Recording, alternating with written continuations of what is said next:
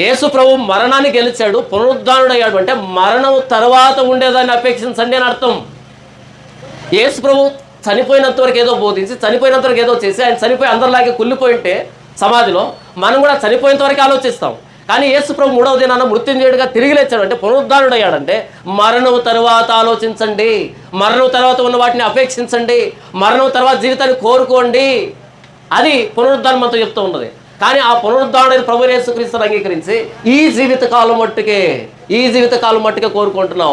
చిన్న చిన్న వ్యాధులు, చిన్న చిన్న బాధలు, చిన్న చిన్న ఏంటంటే వీటి కోసమే యేసు ప్రభువుని అంగీకరిస్తున్నాం.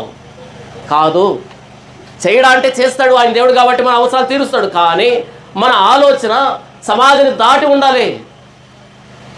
నా మట్టుకైతే బ్రతుకుట క్రీస్తు, చావైతే లాభం. క్రీస్తు పునరుద్ధానాన్ని అర్థం చేసుకుని ఆయన చావైతే లాభం. ఇదిగో నేను ఇప్పుడే పానార్పణగా పోయబడుచున్నాను, నేను వెడలిపోయే కాలం సమీపోయింది, నా పరుకు అడుగుట్టించాను, విశ్వాసాన్ని కాపాడుకున్నాను, నా కొరకు నీతి కిరీటం ఉంచబడి ఉన్నది. అది నాకు మాత్రమే కాకుండా తన ప్రత్యక్షతను అపేక్షించే వారందరికీ ఉంచబడింది. మరణం అంటే ఆయనకి ఏం గుర్తొచ్చిందంటే నీతి కిరీటం ఉంచబడింది నా కోసం. నీరో చక్రవర్తి నా మొండె నుంచి తలను వేరు చేయడానికి ప్రయత్నం చేస్తున్నాడు, కానీ తెగిపడుతున్న నా తల మీద నీతి కిరీటాన్ని దేవుడు సిద్ధపరిచాడు. మరణం తరువాత ఉన్నదాన్ని బట్టి అతిశయపడుతున్నటువంటి అపోస్తులుడైన పౌలు. కానీ ఈరోజు మనం చచ్చిపోతామేమో అని భయపడుతున్నటువంటి పిరికోళ్ళమే.